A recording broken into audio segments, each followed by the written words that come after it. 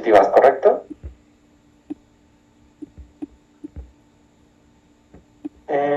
Entonces, Sí, ya se ve. súper.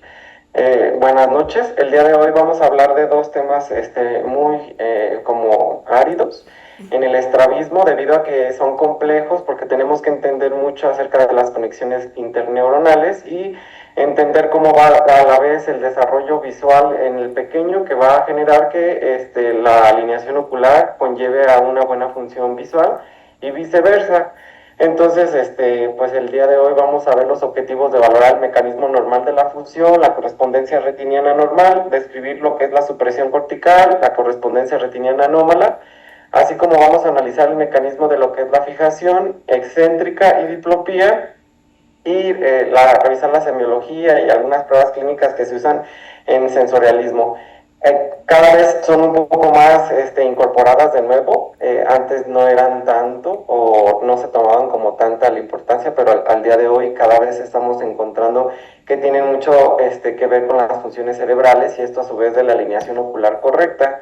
Entonces sabemos que los globos oculares pues van a ser como transductores periféricos, y a mí me encanta decirle a mis pacientes o a las mamás o papás de los pacientes que la visión existe solamente si hay un equilibrio correcto entre la función correcta del ojo y su anatomía propiamente, así como la anatomía y la fisiología normal de lo que es la corteza la corteza visual, perdón, y la función o la conexión entre estas dos. Por lo que si no tenemos globos oculares que fungen como transductores periféricos, pues no vamos a poder ver, así como si no tenemos correctamente el desarrollo de la corteza cerebral, tampoco vamos a ver. Entonces tienen que estar equilibradamente estos dos, y principalmente sobre las enfermedades neurológicas que luego comentan así de que, bueno, mi niño ve o no ve porque están desalineados los ojos, y muchas veces es porque hay alteraciones en las funciones mentales superiores. Entonces, los globos oculares van a generar una energía electroquímica a partir de la energía luminosa que proviene pues, de los objetos que vamos a estar observando. Estas van a pasar a través de una compleja red de conexiones sinápticas que vamos a desglosar un poquito, pero que en neurología oftalmológica lo van a ver un poco más complejo. Y su primera conexión en lo que es el filtro va a ser a nivel del tálamo, que a nivel de lo que es la vía visual vamos a ver que es en el cuerpo geniculado lateral, y la interpretación de la señal se va a llevar después por las radiaciones ópticas hacia lo que es la corteza cerebral, y esta a su vez tienen las columnas de dominancia ocular visual. Otra forma, o bien, otra importancia que tenemos filogenéticamente es que el ser humano ha desplazado hacia adelante o hacia anterior las órbitas, y esto ha permitido que los campos visuales de alguna forma se empiecen a entremezclar, y esto nos permita que tengamos una red o una red retinotópica, en el cual se tienen que estar fusionando ciertos puntos para que nosotros podamos completar la visión y tener una tridimensionalidad. Así que va a haber una superposición de los campos visuales para que tengamos una correcta fusión en el cerebro. Por lo que, hablando de sensorialismo, vamos a meternos mucho en lo que es la área de la vía visual. La vía óptica, pues principalmente vamos a encontrar que el doctor Prieto Díaz, que es estrabólogo de Argentina, muy famoso en estrabismo, menciona que hay 3 neuronas, y estas 3 neuronas son las principales hacia lo que es la conexión o la comunicación de la vía luminosa, la vía eléctrica del cerebro, que son las células ganglionares que provienen de la retina, hacia el nervio óptico, el quiasma óptico, hasta que llegamos al cuerpo geniculado lateral, que era justo lo que mencionábamos. Y aquí es el filtro, que es el tálamo. Recordemos, en neurología uno de los principales filtros o centros que generan un filtro son el tálamo, y este a su vez va a generar algunas interconexiones, intercomunicaciones y mezclar las vías para después generar una radiación óptica del cuerpo geniculado lateral hacia lo que es la corteza occipital visual. Y esta a su vez va a tener sinapsis intercorticales que van a generar la comunicación unas entre otras para que se vaya interpretando los colores, que se vaya interpretando las formas, la distancia, y todo esto tiene mucho que ver con las funciones cerebrales superiores, así como pueden ver en su diagrama que está a la izquierda, que los campos visuales pues se tienen que entremezclar o cruzar para que se superpongan y tengamos un mapa retinotópico que va a corresponder uno a cada lado de cada ojo. Y esto a su vez, pues todas las conexiones que conlleva a unas funciones mentales superiores que van a generar que tengamos una correcta alineación y todo lo que son las intercomunicaciones entre los dos hemisferios, no solamente de la corteza visual. Por eso les comento que es como un tema árido, porque es complejo como entender en su totalidad el funcionamiento del cerebro. Y vamos a desglosarlo uno por uno en las tres redes para que podamos entender cómo es que empieza a fusionar o generarse la fusión cortical. Y aquí vamos a detenernos en lo que es la retina. La retina, pues vamos a comentar que es famosa por sus fotorreceptores. Y estos fotorreceptores pues van a ser los iniciales hacia que la célula ganglionar se estimule y va a generar solamente un campo visual preciso, y estos vamos a responderlos como campos receptivos que van a ser dependientes a las células ganglionares. Por ejemplo, en el diagrama a su derecha van a ver que tenemos un punto central de luz y una iluminación alurar, que cada una de ellas va a estar conectada a una célula bipolar hacia lo que son las células ganglionares para que tenga como un punto retinotópico específico que va a hacer que se estimule correctamente hacia cómo vamos a ver. Y estos son los centros conocidos como zonas de apertura donde se va a estimular, y para que no haya una confusión entre las distintas como conexiones o interpretaciones de las imágenes, estos campos receptivos van a también tener en la periferia algo que se conoce como zonas de cierre, que son las que se encargan de generar un punto off. Y este punto off va a generar a su vez que no genere como confusión hacia qué estamos viendo en forma, color y distancia. Entonces, en este campo receptivo vamos a ver que tenemos un centro y una periferia, y todo lo que es el mapa retinotópico se va a llenar de esto. Son más pequeños y más finos a nivel de lo que es la zona macular, por eso es la zona visual más fina, y conforme se va haciendo la periferia se hacen un poco más grandes, y esto permite que tengamos un poco menos de discriminación hacia lo que son las formas y los colores, entre otras cosas. Una vez que pasa este estímulo luminoso como un estímulo eléctrico hacia lo que es la retina, se va a dirigir hacia lo que es el cuerpo geniculado lateral.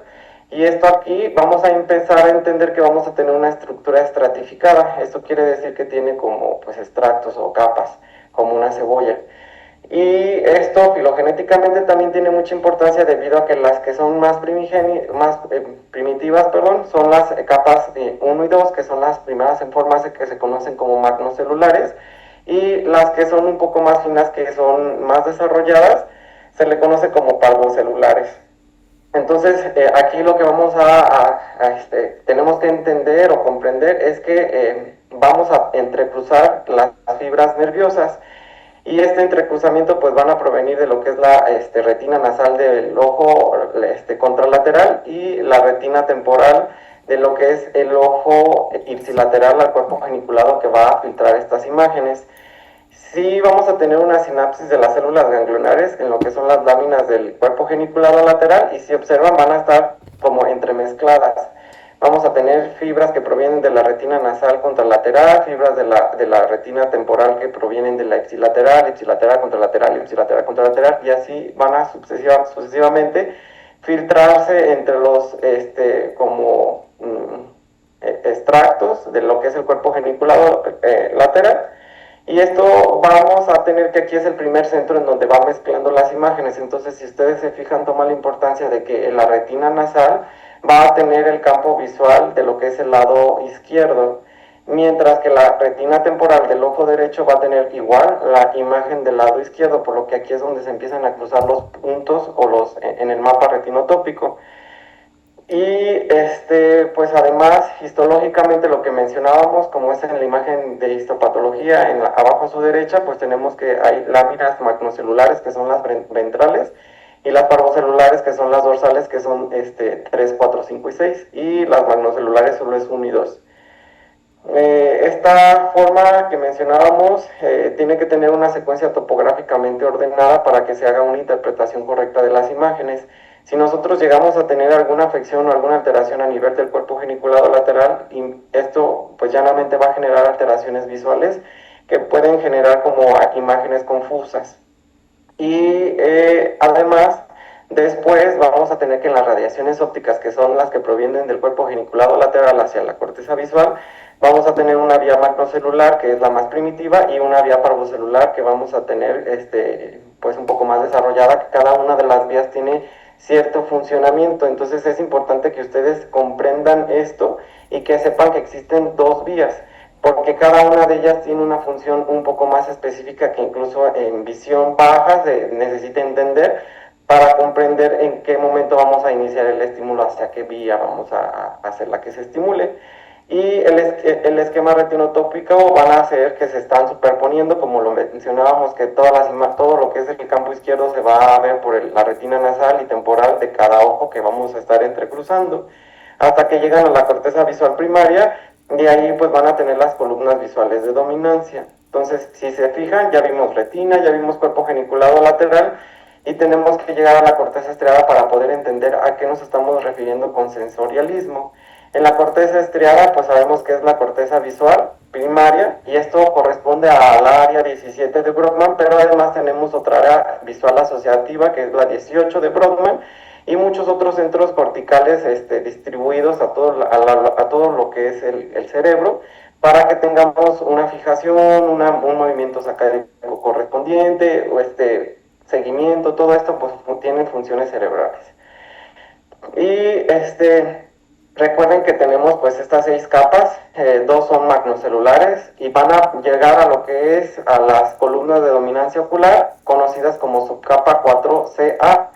Y las 4 capas parvocelulares, que son más desarrolladas, van a llegar a la subcapa 4CB. Entonces, si se fijan en el diagrama que está a su derecha, tenemos que son las 2 capas magnocelulares que se van a distribuir a lo que son las columnas de dominancia, hacia cierto estímulo o cierta función cerebral que vamos a permitir como determinar que tengamos una correcta visión.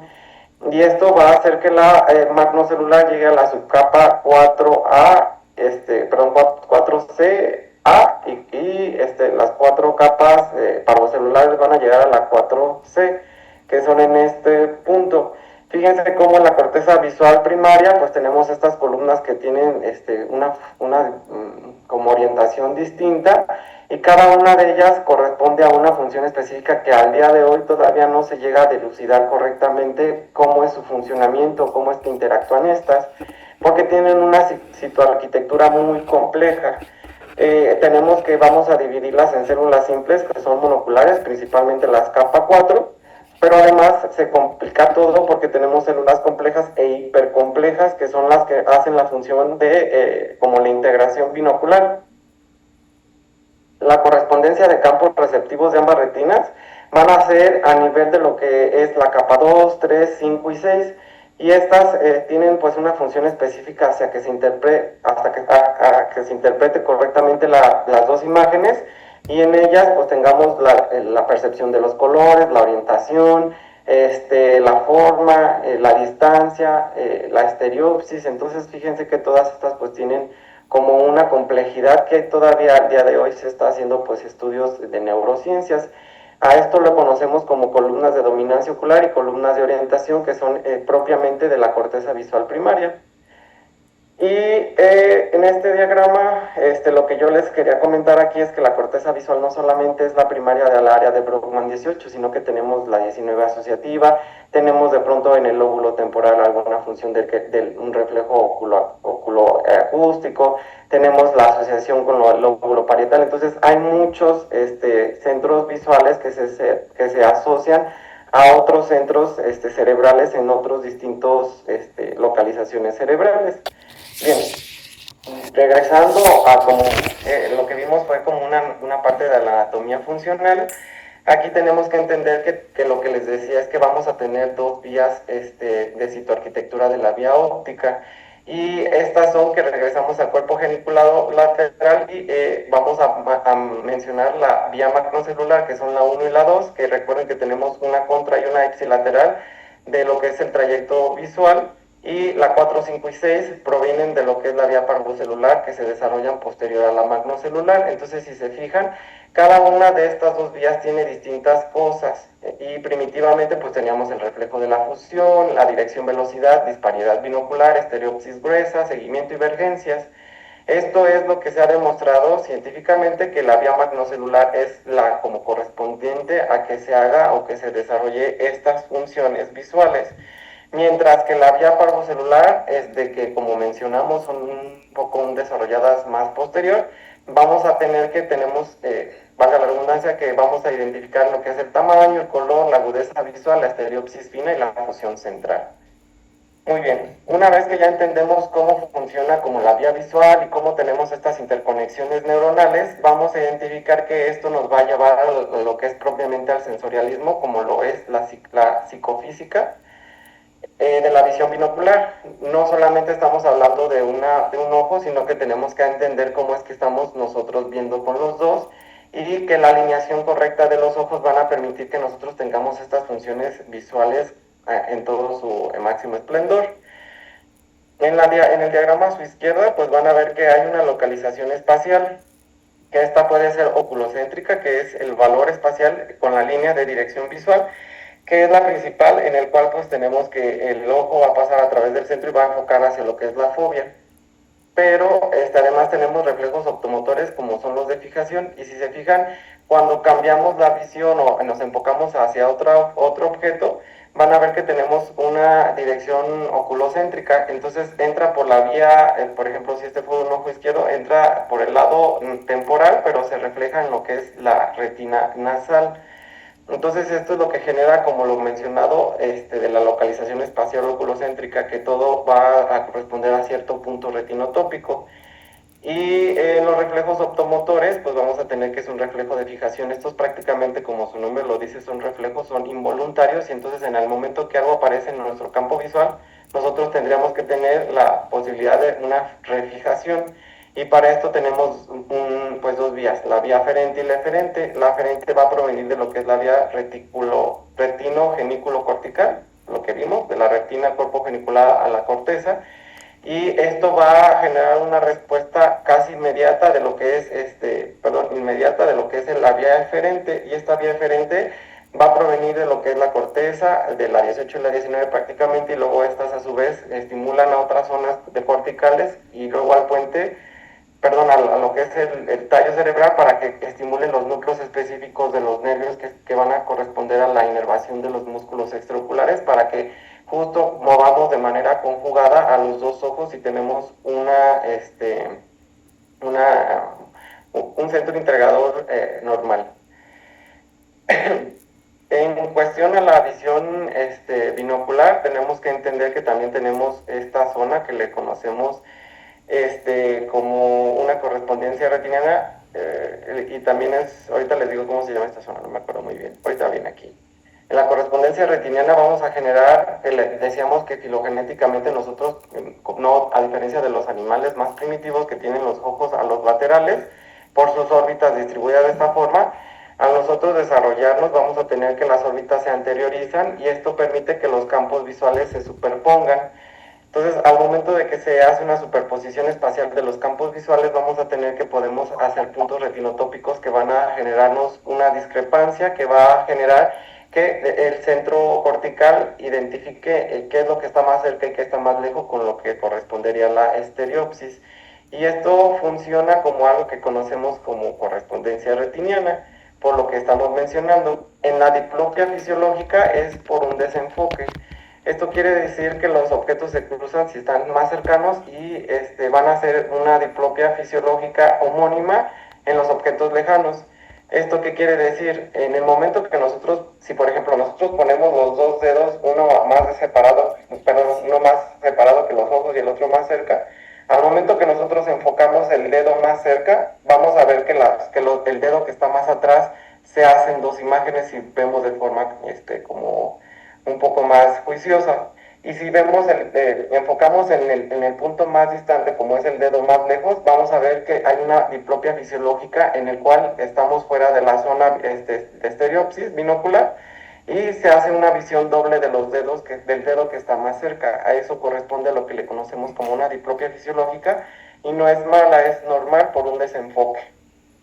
Este cuadro ahorita lo vamos a ver, es un poco más específico, en el cual pues tenemos que definir en la zona en la que vamos a tener nuestro campo visual, y que todavía la corteza visual puede permitir la estereopsis a que identifiquemos en el mismo punto de fijación. Y a esto lo conocemos como el oróptero, ese es el nombre específico. En el oróptero nosotros podemos tener esta zona de tercera dimensión que se va a respetar y que hay una aplopía. En este oróptero es la zona fusional de Panum. En esta zona fusional de Panum nosotros tenemos la posibilidad de lo que esté un poco más atrás o más adelante del objeto que estamos fijando no se genere una diplopia, sino que lo veamos en una sola imagen. Pero la diplopia fisiológica, vean cómo si sale por afuera de lo que es la zona de Panum, de la zona fusional de Panum, se va a ver doble. Y lo mismo sucede cuando está más alejado de lo que estamos nosotros fijando de una forma de diplopia. Entonces, a esto nosotros, bueno, los científicos lo han llamado como una zona fusional de Panum, debido a que el cerebro permite que nosotros tengamos una discordancia visual en cierta cantidad, y lo que nos va a dar una estereopsis fina. Y esto a su vez nos va a llevar a lo que es la fusión. Entonces, cuando comprendemos la fusión, va a ser que ambas imágenes van a estar en las zonas foveales, y esto va a generar que tengamos un reflejo fusional foveal. ¿Esto qué quiere decir? Que al momento que nosotros queramos fijar un objeto que nos llama la atención, las dos fobias deben de estar en el mismo objeto, por una distribución retinotópica hacia que los músculos se muevan adecuadamente. Y estas diferencias pequeñas en la distancia, en el ángulo entre cada uno de los dos ojos, va a generar algo que se conoce como disparidad. Y esta disparidad es lo que va a permitir que el cerebro interprete que tenemos justo una tercera dimensión. Vean a su imagen a la izquierda, en el cual pues, cada ojo puede tener una forma de visión de estos eh, conos, en el cual cada uno de ellos va a tener una distancia y un ángulo diferente del ojo derecho y del ojo izquierdo, pero al momento que se fusionan las imágenes, pues vamos a tener que podemos observar si está más cerca o más lejos. Esto es debido a la disparidad que se generan entre ambos ojos, y el cerebro lo interpreta como algo de fusión.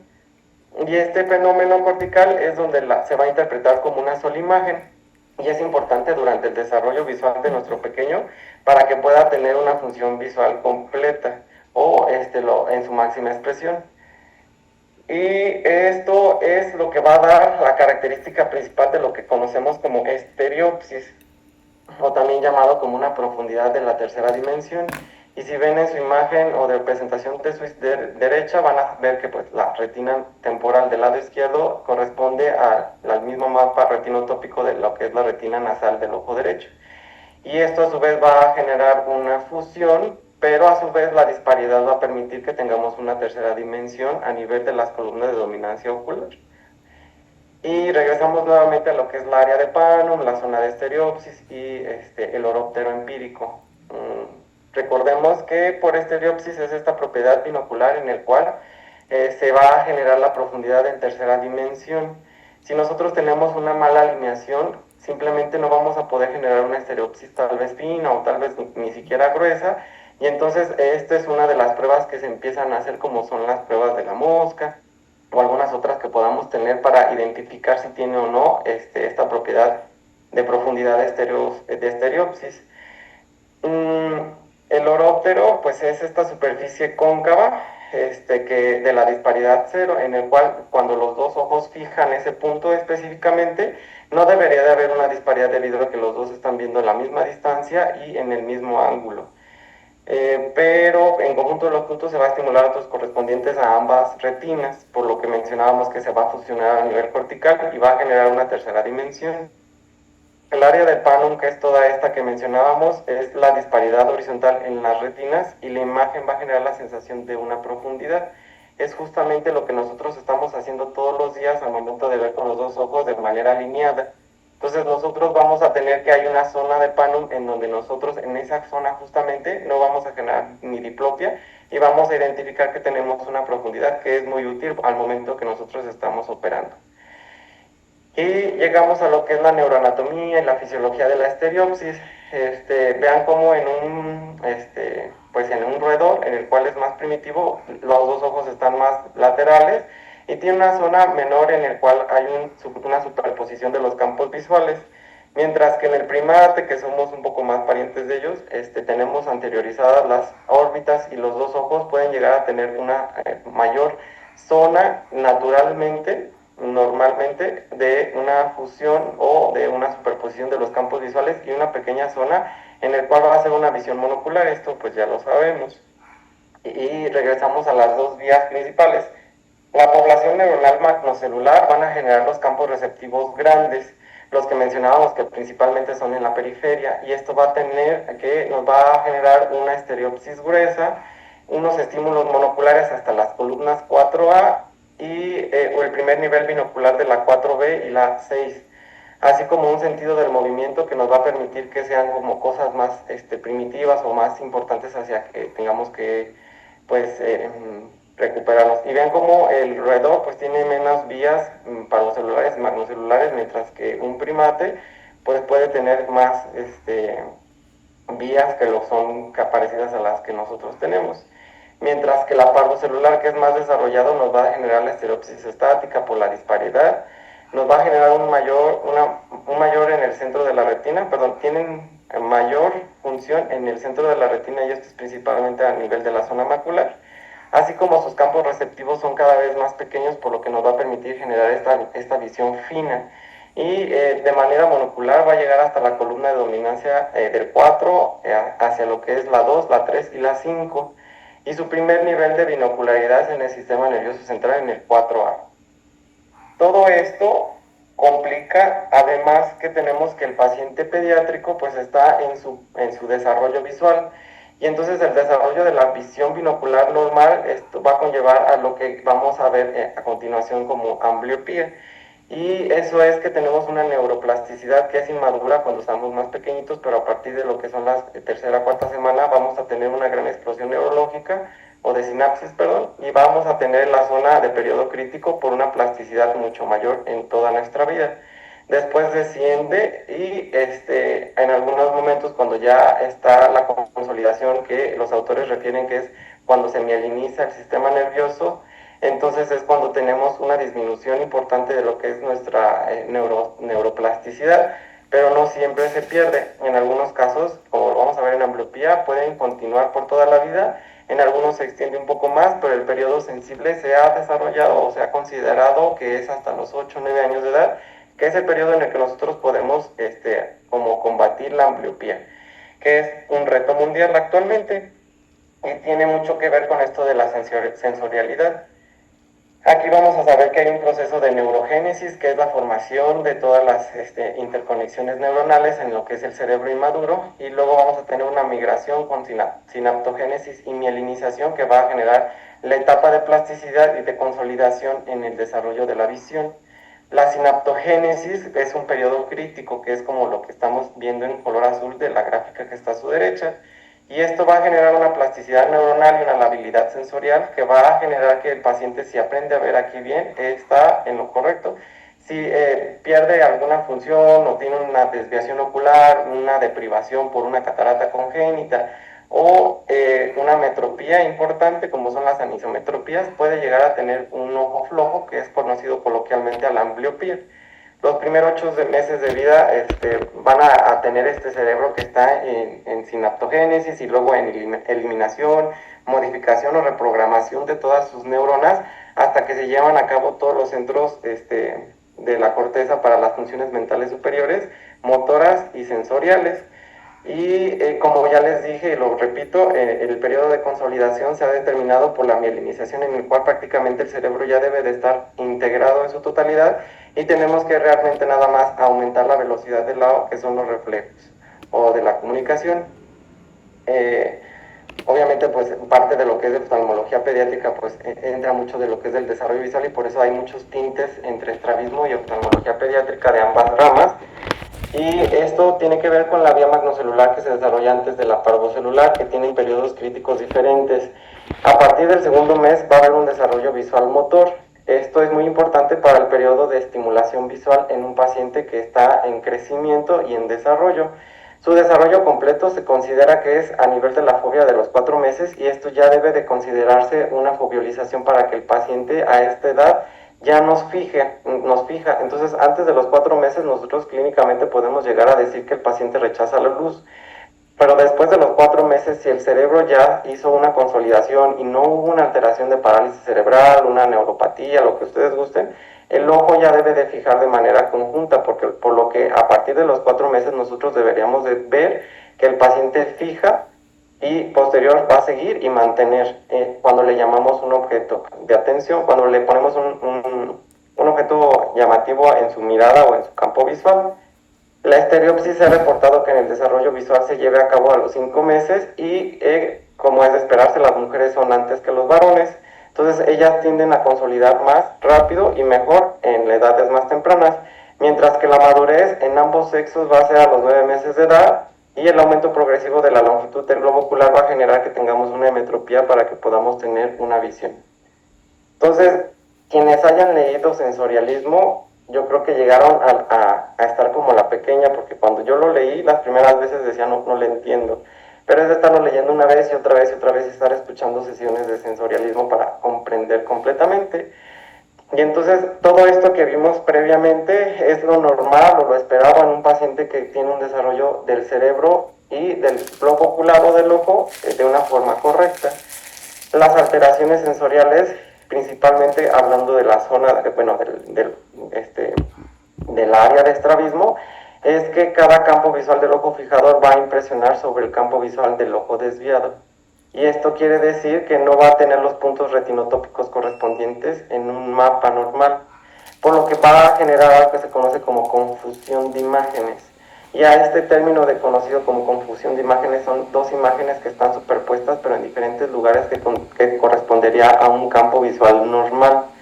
Por lo que en la confusión de imágenes el cerebro puede generar dos cosas. Cuando está todavía en reorganización sináptica y está aprendiendo a ver, el cerebro lo que hace de forma natural, como adaptativamente, es algo que se conoce como supresión y es una supresión cortical. Entonces la supresión cortical va a ser el término que va a limitar la confusión de imágenes mediante procesos de inhibición sináptica, que es un mecanismo natural hacia cortical que se desarrolla en el periodo crítico, que es justo para evitar esta confusión de imágenes. Entonces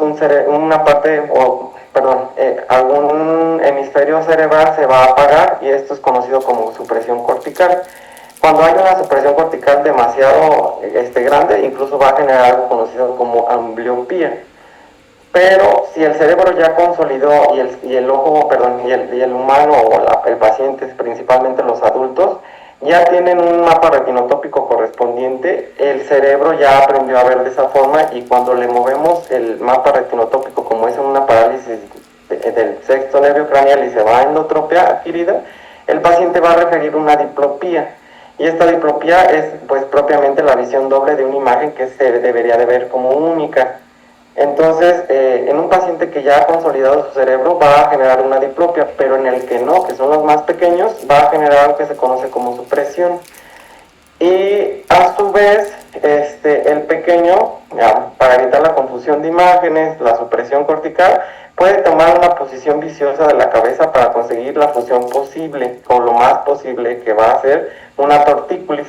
Y esa tortícolis va a generar que los dos campos visuales pues se conlleven hacia una fusión correcta, pero pues no va a tener la postura correcta y hay que tratar de mejorar esta postura con cirugía de estrabismo.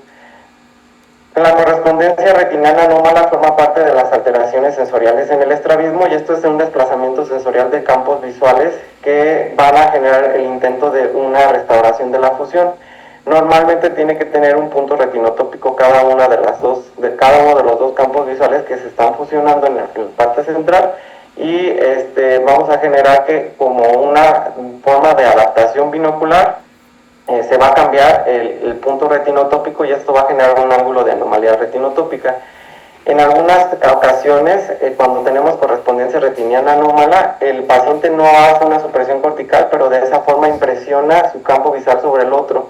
y en el momento que nosotros operamos en un adulto, esto puede generar que sus puntos correspondientes retinianos se modifiquen, y el paciente, a pesar de que tiene los globos oculares lo más derecho posible, va a generar o va a referir una diplopía, por lo que hay que hacer una prueba de prismas para ver si la va a tolerar, y esto puede ser transitorio de 3 a 6 meses, a lo que nos menciona el doctor Romero Apis y colaboradores. Y la otra alteración sensorial en el estrabismo es conocido como la fijación excéntrica, que es un fenómeno monocular en el cual el ojo, pues para evitar o para generar que se haya o que se genere la fusión de los dos mapas retinotópicos, el ojo se va a desviar para poder corresponder al otro contralateral, y esto es a lo que llamamos fijación excéntrica. Tenemos dos fenómenos, que es el fenómeno de inhibición, que es una forma de monocular y binocular, y los cambios de localización espacial en las alteraciones sensoriales en el estrabismo. En fenómenos de inhibición vamos a tener que en el ojo monocular vamos a provocar una ambliopía con una fijación central si generamos una supresión del mismo, y de manera binocular vamos a provocar la supresión que va a generar estas alteraciones en la estereopsis. Mientras que en los cambios de localización espacial, de manera monocular vamos a tener una ambliopía con fijación excéntrica, y en el ojo, en la porción binocular, vamos a tener una correspondencia retiniana anómala. Bien, todo esto que vimos fue el sensorialismo y las alteraciones que estas conllevan en un paciente con estrabismo. En la semiología de las alteraciones sensoriales del estrabismo, pues vamos a tener que valorar la supresión, y esto es cómo valorar el espotoma de supresión. Y aquí hay dos formas, la intensidad y la extensión. Es muy raro que nosotros lleguemos a hacer estas pruebas, pero se pueden llegar a utilizar o usar, sobre todo en el servicio de estrabismo y de baja visión. La intensidad van a ser en situaciones de visiones diferentes a las habituales, como lo puede ser este filtro rojo, en el cual vamos a ir haciéndolo cada vez más oscuro, y es conocida como barra de filtro de densidad creciente de Bagolini, y así entonces el paciente va a comentarnos en qué momento pierde la visión. Y su extensión es mediante el uso de prismas hasta que provoquemos una diplopía en las 4 posiciones, en el cual nos va a ver qué tanto puede tener la adaptación hacia lo que es los puntos retinotópicos. La correspondencia retiniana va a depender del grado de la cooperación del paciente cuando está en todo su sistema nervioso central íntegro. Vamos a tener que hallar lo que le conocemos como ángulo objetivo, que es el que vamos a observar nosotros como exploradores, que es el que está entre ambos ojos. Y el ángulo subjetivo es la separación angular entre las imágenes por estrabismo, que esto es el que va a referir el paciente. Por lo que cuando nosotros revisamos estos ángulos, tanto el objetivo como el subjetivo, vamos a tener que son dos correspondencias retinianas normales y anormales. Las normales son en el que en el momento que nosotros revisamos, el ángulo objetivo va a ser al ángulo subjetivo, por lo que estamos refiriendo que tenemos la misma desviación que vamos a referir tanto el explorador como el paciente. En la correspondencia retiniana anormal vamos a tener un ángulo objetivo que va a ser mayor al subjetivo que refiere el paciente, o sea, lo que nosotros vemos a lo que el paciente refiere. Y aquí vamos a tener que el ángulo de la anomalía va a ser el ángulo objetivo menos el subjetivo, que lo vamos a calcular de forma en que está la desviación ocular. Y las otras pruebas que se pueden llegar a usar, que son menos usadas, pero sí las tenemos que aprender en estrabología, son los vidrios estrados de Bagolini, que son estas que pueden llegar a tener en su caja de pruebas, que son prácticamente como lo dice, son estriados y forman una cruz. Se ponen de esta forma en ojo izquierdo y en ojo derecho para que puedan, de manera que el cerebro tenga, lo normal es que vea las dos líneas y se forme una cruz. Mientras que cuando tenemos una supresión de un hemisferio cerebral, vamos a ver que solamente el paciente va a reportar una línea y pues el punto de iluminación. Y entonces la que no se ilumine es donde va a generar la supresión del hemisferio. En ejemplo pues sería del ojo derecho o del hemisferio derecho. La correspondencia retiniana anómala puede ser que se modifiquen las dos líneas, y entonces el paciente no va a referir que los puntos o los dos luces se correspondan, sino que van a referirlos separados, o incluso si hay una supresión central van a ver que los pacientes van a referir como una línea cortada. La prueba de filtro rojo oscuro es un poco más útil y es un poco más como que lo usamos como más frecuentemente, y esto es principalmente en los estrabismos paralíticos en los cuales el paciente refiere y nosotros queremos corroborar la diplopía. Pues se pone este filtro rojo que ustedes pueden tener en su caja de pruebas, y se le apunta con una luz monofocal hacia los dos ojos, y lo normal es que el cerebro fusione tanto con el filtro rojo, que lo va a ver rosita, y el ojo que no tiene el filtro, que lo va a ver blanco, pues va a generar que el paciente refiera solo un punto de luz de color rosa, y esto significa que tiene una buena fusión. Y dependiendo del estrabismo que tengamos, vamos a tener que el paciente va a referir dos puntos o dos luces, y va a ser por exoforia, endoforia, dependiendo dónde está localizado y la colocación del filtro rojo que lo pongamos en el ojo derecho o en el izquierdo, para identificar si se trata de una endoforia o exoforia. Y la prueba de 4 puntos de Ward, también un poquito más famosa. Se colocan estos lentes con un filtro rojo en el ojo derecho y un filtro verde en el ojo izquierdo, y tenemos una lámpara especial en el cual tiene 2 puntos rojos, un diamante rojo, perdón, 2 puntos verdes o cruces verdes, un diamante rojo o un punto rojo y un punto blanco, y se colocan de esta manera con el punto rojo hacia arriba y el punto blanco hacia abajo, y lo normal es que el cerebro funcione de manera correcta y esta persona refiera pues justo como está distribuido, 2 puntos verdes, un punto rojo y un punto blanco. Y pues aquí, dependiendo de si tiene supresión del ojo izquierdo o el ojo derecho, sensorialmente vamos a identificar, solamente ve los puntos rojos o ve los puntos verdes. Si tiene diplopia por un estrabismo paralítico, pues vamos a identificar que además no solo ve 4, sino va a ver hasta 5 puntos. Las pruebas posimágenes son de una forma con un retinotomo, se va a estimular de forma en cruz en cada ojo, y por ejemplo en el ojo izquierdo de forma vertical, en el ojo izquierdo de forma horizontal, y al momento que le pidamos al paciente que cierre los ojos, este paciente va a referir que hay una cruz, y esto es debido a que se está funcionando correctamente. Cuando tenemos una correspondencia retiniana anómala, al momento que se estimula de esta forma, van a ver cómo se están desplazando los dos puntos, incluso puede decir que es como una T apostada, o no va a referir que hay una cruz. Y lo mismo sucede para cuando tenemos la correspondencia retiniana anómala del otro lado. Esto es principalmente para identificar sensorialmente la correspondencia retiniana anómala. Y las pruebas de estereopsis, pues es la de Lang, que es la más sencilla. Es un poco para pacientes más pequeños, en el cual estos puntos y contrastes van a hacer que el paciente como que quiera intentar agarrar estas figuras porque las ve un poco más en tercera dimensión. Y aquellos pacientes que no tienen estereopsis lo van a ver todo plano, incluso no van a identificar las figuras. Tenemos el WIRD y también tenemos el TIPMUS, que es el de la mosca, y los puntos en el cual cada uno se va haciendo un poco más fino para identificar cuánto es la agudeza de estereopsis. Estos habitualmente no se hacen, pero sí tenemos que conocerlos, principalmente en el servicio de estrabismo.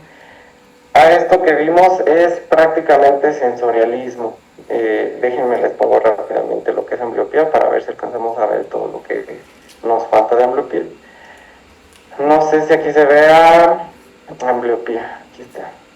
Bueno, la ambliopía pues es otra alteración sensorial que es la como más famosa de entre todas ellas, y dentro de los objetivos vamos a valorar la etapa crítica del desarrollo, que ya la conocimos, describir la ambliopía y sus formas de clasificación, el tratamiento actualmente, que es un reto y que ya es considerado un reto mundial, y completar con las nuevas técnicas terapéuticas para la ambliopía.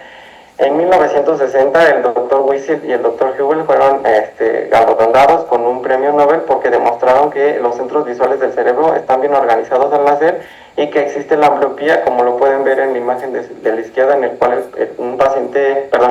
un mono se estimuló correctamente y tuvo pues una deprivación de un ojo para identificar justamente que se generaba una supresión cortical, y así fue. Entonces, al recibir una imagen borrosa de retiniana de manera unilateral o bilateral, disminuyen las conexiones corticales binoculares, y esto es debido a que el cerebro está en aprendizaje, en desarrollo, y tiene que tener una competencia visual correctamente de entre ambos ojos. Esto hizo que que los doctores ganaran un premio Nobel, porque se demostró que pues hay un error en la sinapsis, y esto conlleva al término que vamos a generar como ambliopía, que es una deficiencia visual causada por un desarrollo visual anómalo, secundario a una estimulación visual alterada de un ojo o de los dos. Y esto es con un término griego que significa visión borrosa, y que coloquialmente le podemos decir a la mamá que es ojo flojo. La definición además vamos a tener que puede ser bilateral o unilateral, y esto va a depender de lo que nosotros ya en oftalmología pediátrica conocemos como la agudeza visual esperada para la edad de nuestro paciente, si tiene 1 año, 2, 3, 4, 5, 6, y habitualmente entre los 5, 6, ya a fuerza 7 y 8 años tiene que tener la visión de un adulto de 20/20, mientras que a los 4 años se puede considerar de 20/40 y a los 2 años de 20/50 o 20/60 sin problemas, para identificar si este paciente tiene una ambliopía de un ojo o de los dos. Así como es muy importante el comportamiento visual de nuestro bebé. Si al momento que ocluimos un ojo el paciente se desespera, si es chiquitito como un bebé, entonces estos llegan a tener un comportamiento visual pues más errático, que nos habla de que tenemos una baja visión de ese lado. Y la ambliopía unilateral, que es la más frecuente, pues es una baja visual de los hitos visuales, a diferencia de la agudeza visual de 2 líneas o más entre ambos ojos, por lo que dependiendo de la edad de nuestro paciente vamos a identificar si ve o no lo correspondiente y podemos empezar o no el tratamiento de la ambliopía. La causa, que es la etiología de la ambliopía, va a ser que hay una falta de la maduración visual debido a que no estamos haciendo correctamente la estimulación de lo que es el desarrollo visual, sobre todo en la etapa crítica o en el periodo crítico, perdón, que es en donde hay una explosión sináptica y que tenemos que hacer antes de que se consolide.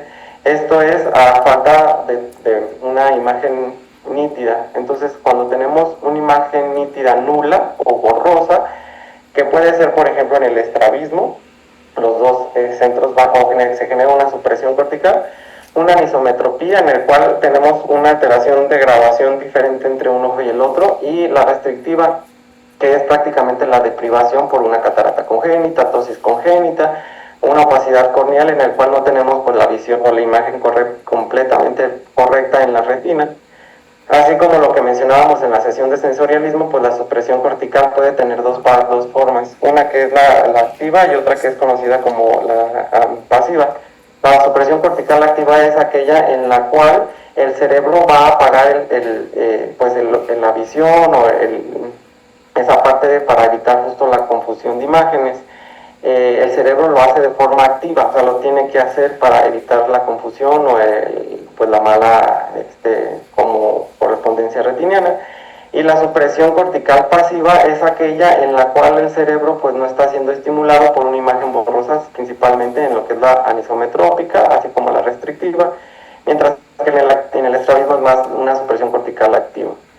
En la epidemiología del paciente con ambliopía, pues además de la ametropía, la principal causa de ceguera reversible en infantes es la ambliopía. Estas dos son las causas que podemos, si combatimos a tiempo, generar un desarrollo normal de nuestros pacientes. Y se ha considerado por el doctor Levy y colaboradores que alrededor de 2 a 4% de toda la población va a desarrollar cierto grado de ambliopía. Cada uno de nosotros tenemos un ojo preferente y esto puede ser por la competencia visual que va a generar que cada ojo tenga un desarrollo diferente. En la patogenia de esta enfermedad, que es conocida como ambliopía, es que durante el periodo crítico las neuronas se van a preparar para fortalecer las vías visuales a través de múltiples señales moleculares, pero si esto va a generar una supresión cortical, todas estas se pueden llegar a afectar desde neurotransmisores hasta bioseñalizadores, moléculas. Todas estas conllevan a que las neuronas se estén comunicando de una a otra para que podamos tener una correcta vía de señalización visual. Y retomamos nuevamente el periodo crítico y sensible. Lo que les mencionaba, después de los 6-8 años, los autores consideran que ya no se puede como que aprender de nuevo o no de la misma forma, por lo que nosotros tenemos que comprender que tenemos hasta los 6-8 años para que nuestro paciente aprenda a ver correctamente, y esto es debido a la plasticidad neuronal que corresponde a una curva, y esto los autores han identificado que pueden ser de 3 formas. Una en el cual el paciente pues tiene su cerebro inmaduro, luego el periodo sensible y luego el periodo de consolidación hasta que ya no tenemos ni forma de plasticidad y ya no va a prender el ojo. Pero han identificado otros pacientes en los cuales pierden el ojo que tiene mejor visión y se quedan con el ojo ambliope, y al momento de perderlo y enfocar con el ojo ambliope, esto genera que tengamos una plasticidad neuronal residual.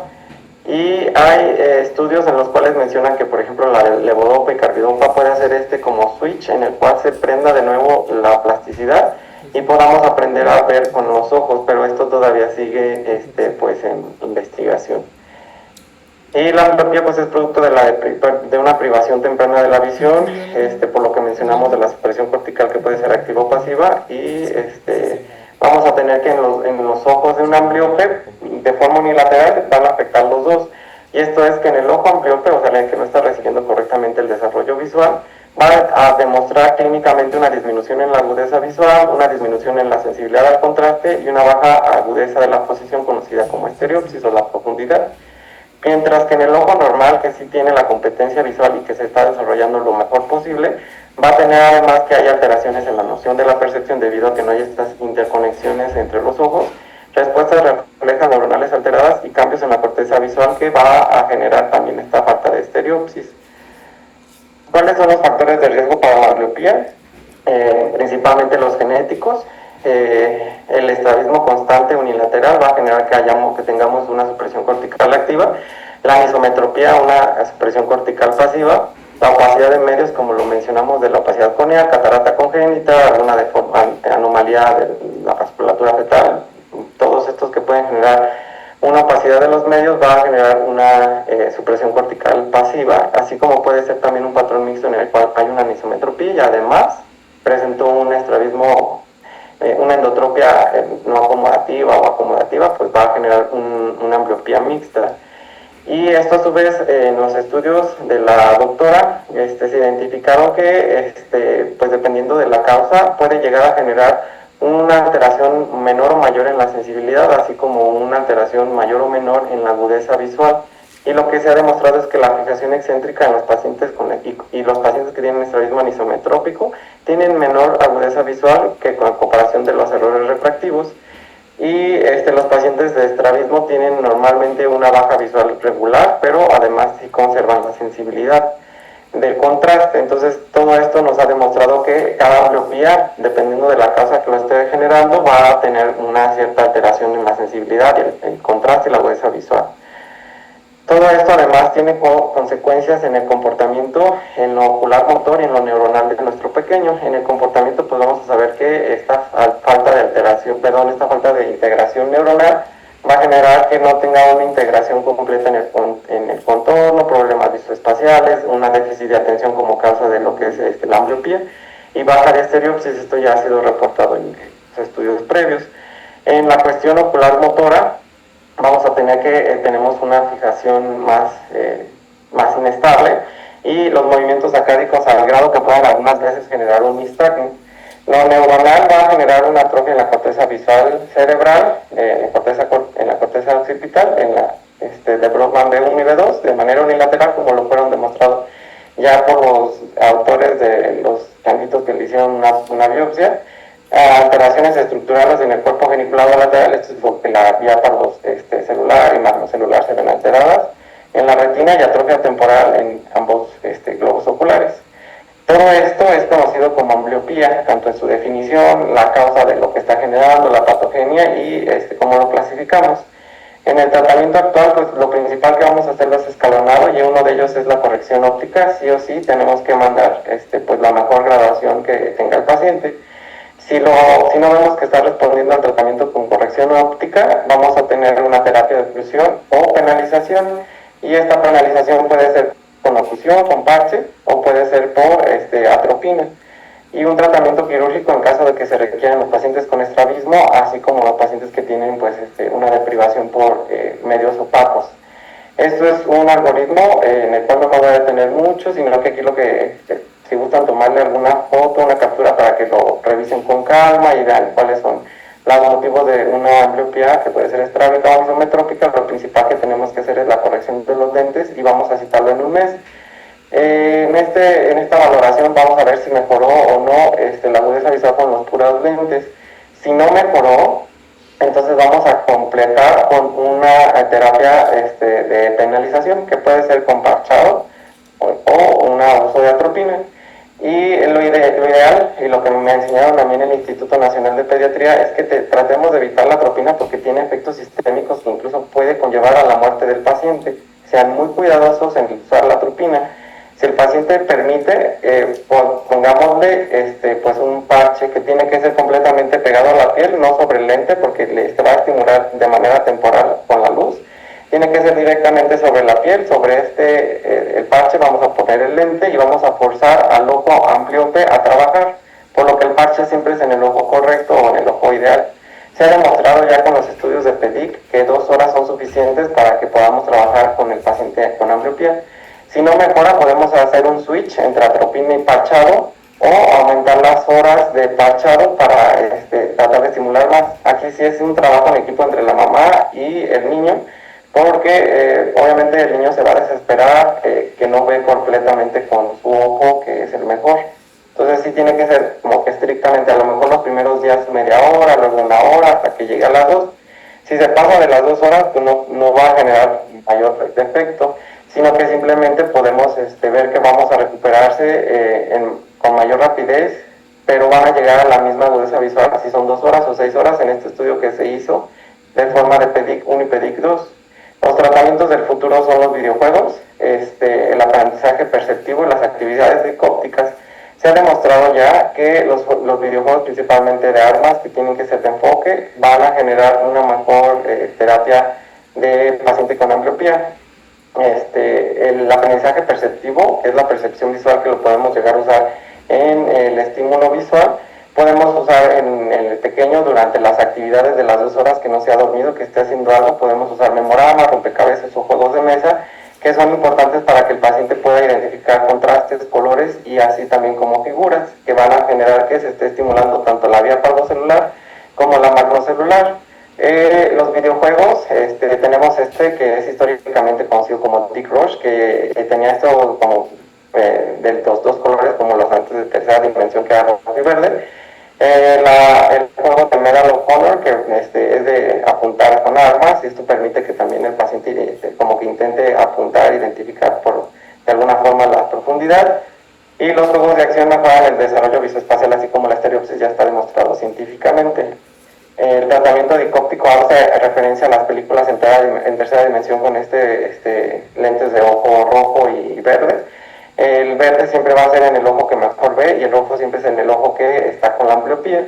Y también aquí pues en el tratamiento dicóptico pues tenemos el videojuego conocido como Big Rush, así como los ejercicios dicópticos, que son en estas formas que tenemos del color, o colocarle los lentes.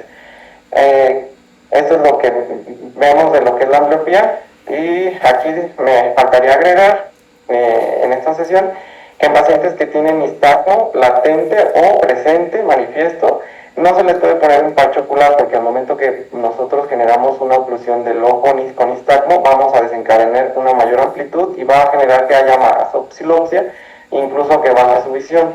Por lo que a estos pacientes sí puede ser la terapia dicóptica con los lentes rojo y verde, o considerar con reserva el uso de atropina. No sé si tengan alguna duda de lo que acabamos de ver de sensorialismo y ambliopía.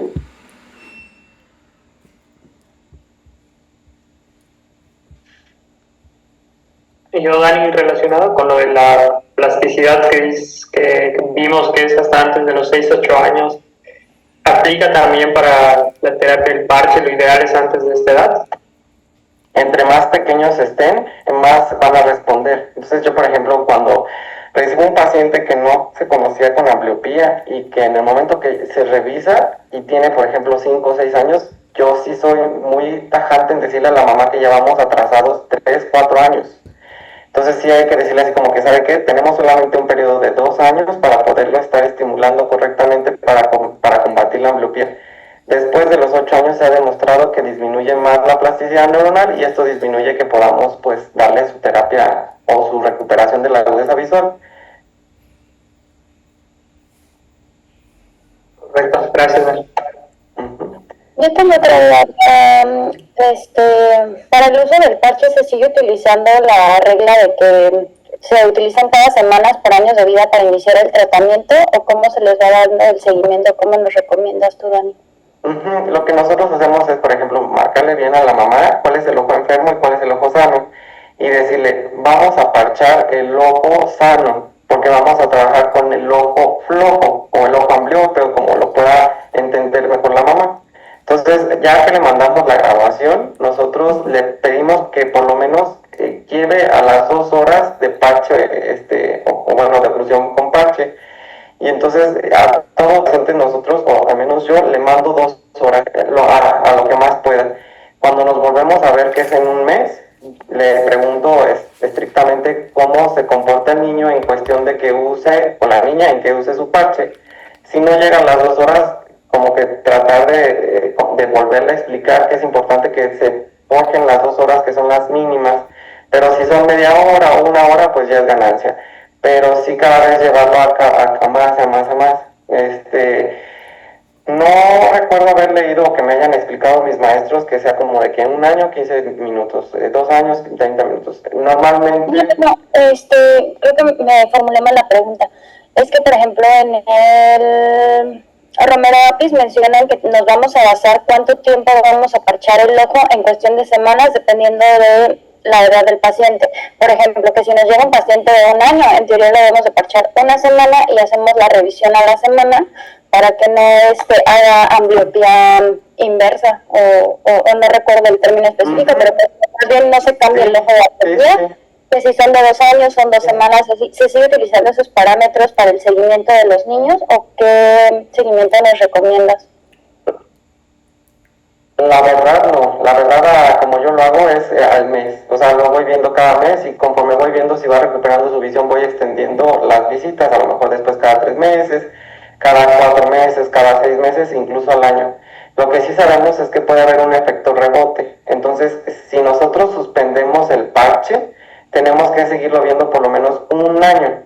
Si vemos de pronto que vuelve a regresar la baja visión, tenemos que volverlo a parchar hasta que de pronto ya el paciente pues cumpla más años, ya tenga una consolidación neurológica y ya se respete la visión que alcanzó a recuperar. Pero sí hay autores que mencionan así como de que te vamos a ver en 2 semanas. La verdad es que en un mes a mí me parece suficiente. En el flujograma que les puse, incluso ellos refieren 6 a 8 semanas. Digo, cada autor va a referirlo como distinto, como maneje cada uno. Si tú quieres verlo las 2 semanas, tampoco es malo, es una opción. Y aquí la intención a lo mejor es justo como el término que tú mencionas, que es la ambliopía inversa, en el cual como parchas por mucho tiempo el ojo malo, el malo ahora se vuelve el que estás parchando. Entonces, solamente si tienes que estar revisando de manera monocular cada ojo para ver si sí o no está respondiendo al tratamiento. Y pues a lo mejor decirle, sabe que ya no tantas horas o lo vamos a cambiar, ya puro lente, y lo tenemos que ver de todos modos por un año entero para saber que no va a haber un rebote. Ok, y perdón, cuando ya llegamos como a nuestra agudeza visual, únicamente dejamos de parchar y seguimos vigilando, o sea, evidentemente con su graduación, pero así como de, después de parchar todos los días mágicamente quitamos un parche y ya. Sí, van a ver que no es tan fácil como parece, como de que, ay, toma tu parche. No, los niños no lo quieren. Y las mamás incluso llegan a decir, es que se pelea mucho conmigo porque no quiere el parche y por más que lo force, bla, bla, bla. Y incluso a veces ellas dicen, ya, dale la gota, o sea, nada más con una gota y listo. Pero les digo, tienen que tener cuidado en el uso de la atropina porque puede conllevar efectos adversos muy, muy, pues, delicados. Entonces, sí, pues es muy importante lo que mencionas para que podamos como tener ese punto de vista hacia que cuando detenernos. Si ya tiene más de 8 años y vemos que ya no está respondiendo, pues también decirle, ¿sabe qué? Hasta aquí pues llegó, o sea, esto va a ser su máxima capacidad. Hay autores que incluso dicen, pues no, que tenga 10 años, 12 años, tú inténtala, de pronto si mejora una línea o dos, pues lo puedes intentar, no pierdes nada, pero pues es nada más mencionarle al familiar o al paciente que entre más edad tenga, el comportamiento de la recuperación visual va a ser pues menos favorable. Gracias. Y otra pregunta, perdón, acerca de lo que nos mencionabas de los escotomas compensatorios que hacían los pacientes y de las pruebas de prismas que se realizaban para ver si iban a tolerar o no las cirugías, ¿esos escotomas suelen ser positivos, negativos? ¿Cómo los evaluamos o cómo nos ayudas tú a guiar al paciente en ese sentido? Porque lo que estuve leyendo de lo que entendí de lo que nos explicaste, pues sí se va poniendo y vas viendo qué tanto tolera. E inclusive hay pacientes que nunca tienen diplopia o nunca tienen escotomas, pero sí esas partes como que no entiendo muy bien el seguimiento o cómo identificar, sobre todo el escotoma, porque las diplopias sí es más fácil que el paciente te diga. Así es, por ejemplo, si no me equivoco, en el libro del doctor Romero Apis menciona justo esto, que si ya es un paciente adulto que ya hizo su impresión de los campos visuales, al momento que nosotros operamos podemos moverlo y generar una diplopia que es transitoria. Algunos puede durar una semana o a veces no tenerla, a veces hasta un año, como menciona el doctor Romero Apis. Pero nosotros podemos hacer esa prueba de prismas para la tolerancia de la diplopia. En cuestión de los escotomas, aquí la cuestión es que generó una supresión y podemos hacernos apoyo con el filtro rojo de Barolini para identificar en qué momento él pierde o ella pierde la visión de un ojo, porque en esa parte ya la suprimió. Es prácticamente como sensorialismo, digo, normalmente no lo hacemos, es muy raro. Yo la verdad, te soy sincero, nunca las he hecho, solo sé que existen y porque nos las pidieron, pero realmente no sé si tenga alguna implicación clínica, pero sí existen. Y por ejemplo, en países sudamericanos, ellos sí toman mucho en importancia el sensorialismo y tienen su escuela estrábica de sensorialismo en el cual intentan recuperar la alineación ocular mediante pruebas o funciones visuales.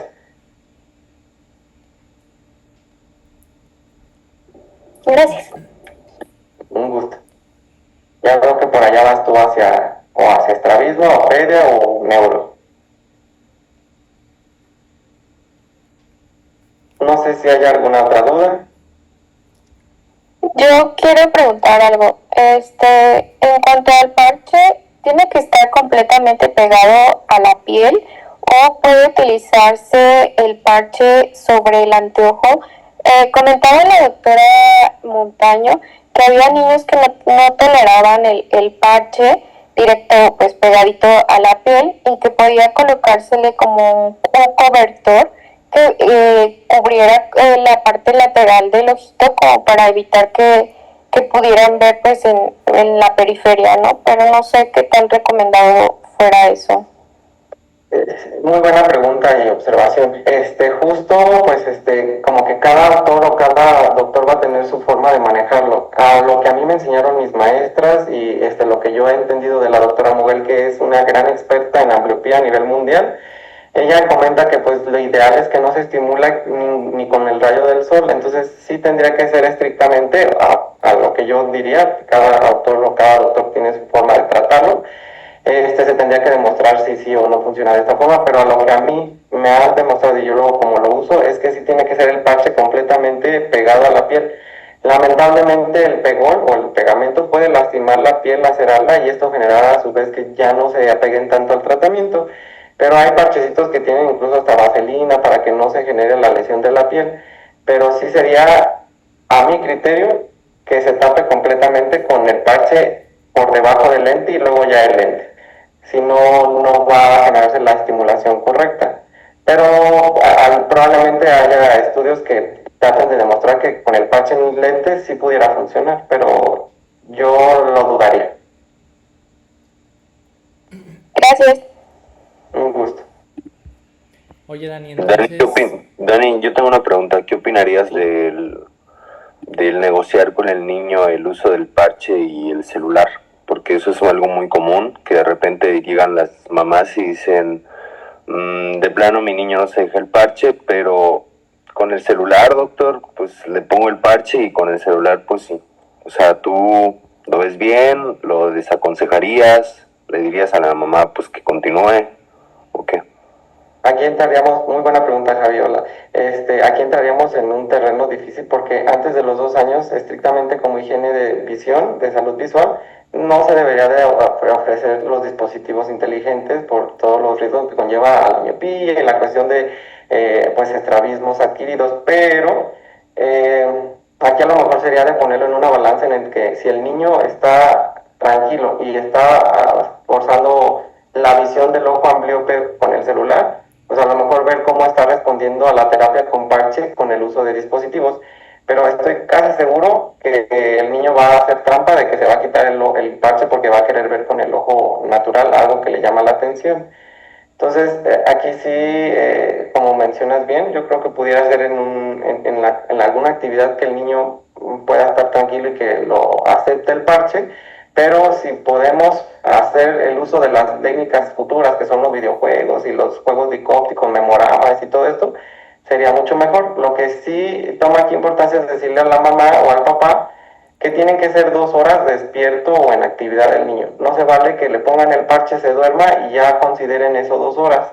Tiene que ser activo, o sea, el niño tiene que estar haciendo alguna actividad para poderse considerar que fueron 2 horas o 1 hora o media hora las que gusten. No, súper. Tengo otra pregunta. Por ejemplo, en la cuestión por ejemplo, a los pacientes que a mí me ha tocado checar, pues sí, como que la terapia de parche se las inicio y yo les digo que de 6 a 8 semanas nos podemos volver a ver. Supongamos que me regresa el paciente y recupero unas 2 líneas de visión, pero recién acaba de sacar sus nuevos lentes. ¿Lo vuelvo a refractar y le vuelvo a dejar una nueva refracción o me espero hasta los 6 meses? ¿O cómo es esa cuestión de darle la nueva graduación? La refracción en los pequeños sí va cambiándose por el desarrollo de la visión y por el crecimiento del globo ocular. Entonces, aquí sí sería un juego de estar identificando si sí o si no vamos a hacer la refracción, pero siempre es bajo ciclopegia. Y podemos, lo que nosotros hacemos en el Instituto Nacional de Pediatría es esperarnos por lo menos unos 3 meses con los lentes y luego volverlo a graduar. Si vemos que es lo mismo o semejante, pues lo podemos conservar con esos lentes. Si vemos que ya cambió bastante, pues hay que darle la nueva refracción. Recordemos que los niños tienen mucha acomodación, entonces esto también permite que tengan un rango hacia que podamos tener poquita diferencia entre un lente y otro. Si ya vemos que es mucha la diferencia, hay que cambiarle las veces necesarias y tenemos que decirle a la mamá que el ojo del niño está creciendo y que si es necesario cambiarle el lente 3 veces al año, 4 veces al año, se le tiene que hacer por su beneficio. Lo ideal es que no estemos haciendo mala graduación, porque si la estamos cambiando de una fecha a otra, pues sería el error. Pero sí, yo sí recomendaría que se modifique la graduación si en ese momento dices, bueno, a lo mejor ya no me está modificando, o ya no está aumentando la línea de visión, vamos a ver si de pronto es la refracción, pues dilátalo y vuélvelo a hacer su esquiascopía, revisar cómo está su refracción y mándale lo que más necesite, porque a estos niños no es parcial, no es como en los pacientes que tienen anisometropía sin ambliopía, a eso se les manda todo, todo y todo. Ok, súper, gracias. Un gusto.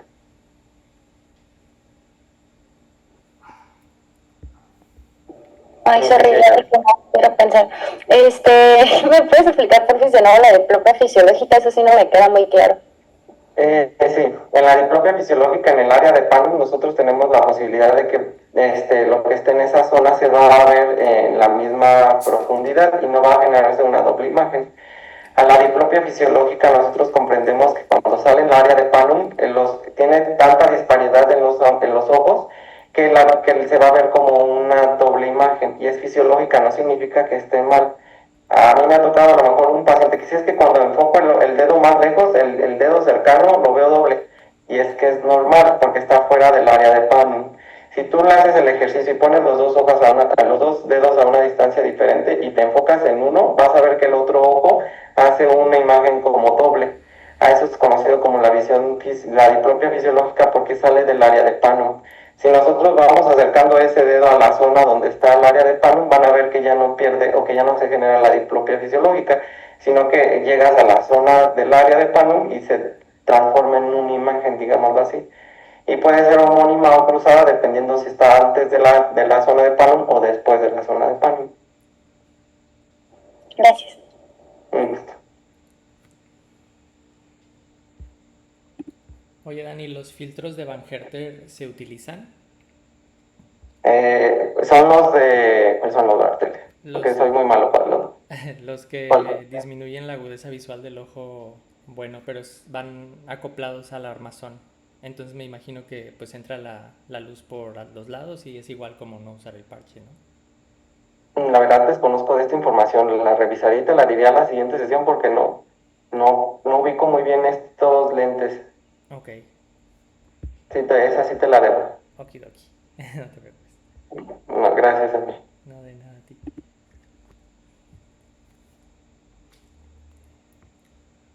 No sé si hay alguna otra duda. Si no, pues muchas gracias por poner atención. No sé si mañana vayamos a tener sesión, eso ya lo vería yo con Robin. Y ya empezaríamos de lleno con los estrabismos. vamos a hacer los primarios y luego ya los especiales, preparalíticos, secundarios. Que tengan una buena noche. Gracias, Dani. Gracias, Dani. Gracias, Dani. Gracias, linda noche. Gracias, Dani. Hasta luego.